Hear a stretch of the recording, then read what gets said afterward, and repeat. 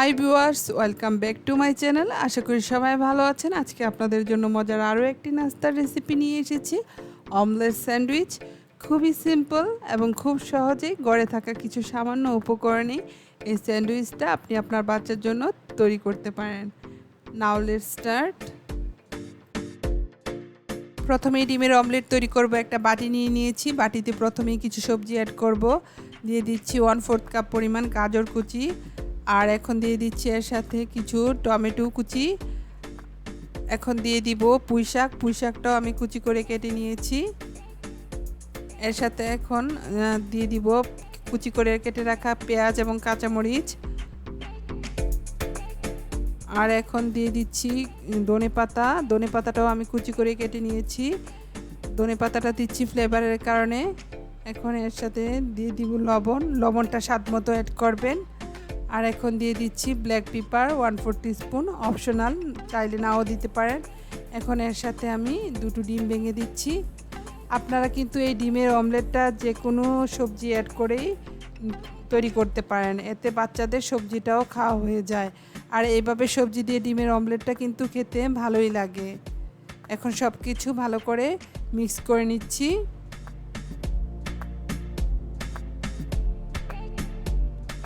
আপনারা যে কোনো সবজি দিয়ে এটা তৈরি করতে পারেন। ভালো করে মিক্স করে নিলাম।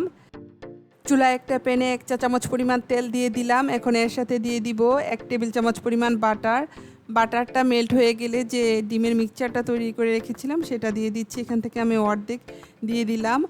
এখন অমলেটটা ভেজে নেব ব্রেডের স্লাইসের শেপ অনুযায়ী 4 কোণা করে। এখন এই অমলেটটা আমি ভাজবো। যেহেতু সবজিগুলো কুচি করে কেটে নিয়েছি তাই সিদ্ধ হতে সময় লাগবে না। এখন একটা পিঠ হয়ে গেলে আমি এটাকে উল্টে দিব। আর পুঁই শাক দেওয়ার কারণেই কিন্তু অমলেটের কালারটা এরকম এসেছে।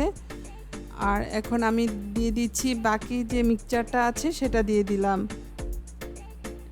এভাবে কিন্তু সবজি দিয়ে অমলেট তৈরি করলে সেটা কিন্তু ভাতের সাথেও খেতে ভালো লাগে। আর বাচ্চারা যারা সবজি খেতে চায় না তাদেরকে এভাবে অমলেট তৈরি করে দিলে সবজিটাও খাওয়া হয়ে যায়। আর পুঁই শাক দেওয়ার কারণে কিন্তু অমলেটের কালারটা একটু সবুজ সবুজ হয়েছে শাকের কারণে। 2টো অমলেটই তৈরি হয়ে গিয়েছে। এখন আমি স্যান্ডউইচ তৈরি করব। আর স্যান্ডউইচ তৈরি করার জন্য এখানে আমি কিছু হোয়াইট ব্রেড নিয়েছি। এখন এই ব্রেডের স্লাইসগুলোতে আমি ভালো করে বাটার লাগিয়ে নিব। আমি এখানে ব্রেডের স্লাইসগুলোর উপরে ভালো করে বাটার লাগিয়ে নিচ্ছি। এরকম করে সবগুলো ব্রেডের স্লাইসের উপরে ভালোভাবে বাটার লাগিয়ে নিতে হবে। বাকিগুলো এরকম করে আমি লাগিয়ে নিব। এখন এই ব্রেডের স্লাইসগুলোকে আমি বাটার লাগানো হওয়ার পরে টোস্ট করব। তাই চুলায় একটা প্যানে আমি 1 টেবিল চামচ পরিমাণ বাটার দিয়ে দিচ্ছি। বাটারটা মেল্ট হয়ে গেলে আমি এর মধ্যে দিয়ে দিব যে বাটার লাগানো ব্রেডের স্লাইসটা, সেটা দিয়ে দিব।